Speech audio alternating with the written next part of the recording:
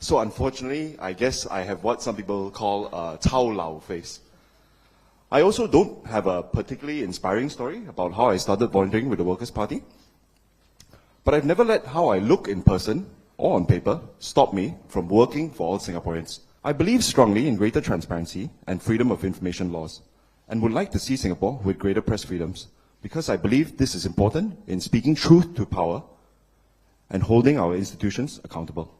I want to guard against the risks of executive overreach through laws such as POFMA, and I'm also concerned about political advertising, especially when using public resources and social media influencers and partnerships to shape certain political narratives. If elected, I would advocate for ex-offenders to have better job opportunities, and also for social stigma on them to be removed.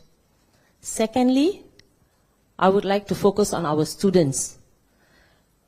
The emphasis is on working adults for work-life balance, but I would like to advocate for student life balance. I am a volunteer with the Singapore Police Force, the Singapore Prison Service, and also the Institute of Mental Health.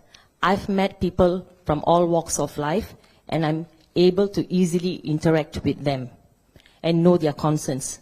I believe that we must help young Singaporeans find ways to get their footing a little bit earlier in life through access to their own flats, be it through BTOs or expanding rental options for them. This is kind of the aspirations of many in my generation, and it's where policy needs to meet them and ensure that policy ensures that it meets their aspirations. It will also help shape how we support our children who may be struggling in the education system.